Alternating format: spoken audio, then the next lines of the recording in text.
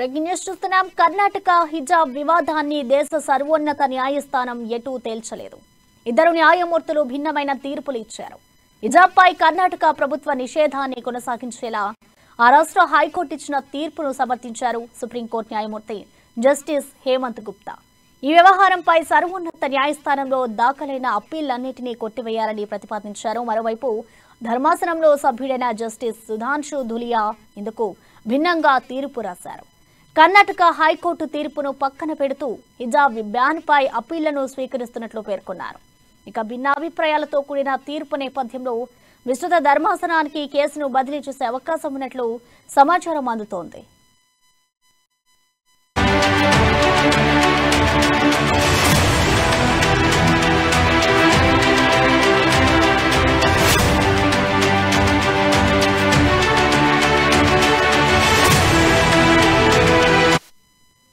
హిజాబ్ ఘటనకు సంబంధించిన మరింత సమాచారాన్ని మా కరెస్పాండెంట్ కీర్తన అందిస్తారు. కీర్తన,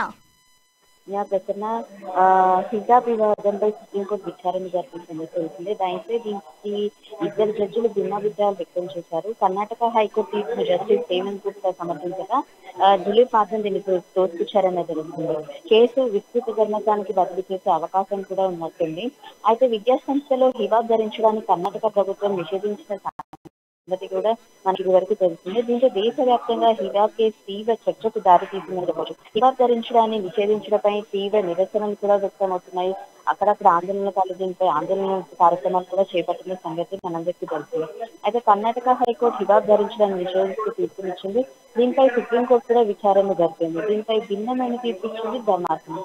ఇద్దరు జడ్జిల్లో ఒకరైన కర్ణాటక హైకోర్టు తీర్పును సమర్థించగా మరి ఇంకొకరు దాన్ని తిరస్కరించారు. అయితే వేర్వేరు తీర్పును కూడా ఇవ్వడం జరిగింది. త్రిసభ్య ధర్మాసనానికి లేదా రాజ్యాంగ ధర్మాసనానికి కేసును బదిలీ చేయడంపై ప్రధాన న్యాయమూర్తిదే నిర్ణయం అంటూ కూడా చెప్పుకొచ్చారు. దీంతో హిజాబ్ కేసుపై సిజేఐ కొత్త బెంచ్ ను ఏర్పాటు చేయనున్నారు అన్నట్టుగా మనకు ఇప్పటి వరకు ఉన్నదే ఇన్ఫర్మేషన్. అయితే కర్ణాటకలో కొందరు ముస్లిం బాలికలు హిజాబ్ ధరించి కాలేజ్కి వచ్చారు. కానీ హిజాబ్ ధరించిన కారణంగా వారికి తరగతులు కూడా అనుమతి ఇవ్వడం లేదని చెప్పేసి అప్పట్లో పెద్ద చర్చనే జరిగింది. దీంతో వాళ్ళు ఎన్నోసార్లు ఆందోళనలకు దిగారు, నిరసనలు చేశారు. కాలేజ్ హిజాబ్ ధరించడాన్ని నిషేధిస్తూ కూడా ఫిబ్రవరి 5న కర్ణాటకలో ప్రభుత్వం ఉత్తర్వులు కూడా జారీ చేసింది. దీంతో హిజాబ్ వివాదం మరింత ముదిరిందనే చెప్పుకోవచ్చు. ఈ వివాదాలన్నిటికీ ఒక పులి స్టాప్ రావాలని చెప్పి ఎంత ట్రై చేసినా కూడా భిన్నాభిప్రాయాలు వ్యక్తం అవ్వడంతో కూడా కొంతవరకు కన్ఫ్యూజన్ గానే ఉందని చెప్పుకోవచ్చు. దీన్ని అధికారికంగా అందరికీ తెలిసే అంటే న్యాయం కోసం పోరాడుతున్న వాళ్ళకి కానివ్వండి, స్టూడెంట్స్ కి కానివ్వండి అంతా చక్కగా సరైన రెస్పాన్సిబిలిటీస్ తీసుకొని దీన్ని ప్రాపర్ వేలో కరెక్ట్ చేయడానికి కూడా ఫుల్ఫిల్ చేసినట్టు తెలుస్తుంది. అయితే కర్ణాటక హైకోర్టు మార్చి 15న సంచలన తీర్పు వెల్లడించింది. విద్యా సంస్థలో హిజాబ్ ధరించడం తప్పనిసరి కాదని కూడా స్పష్టం చేసింది.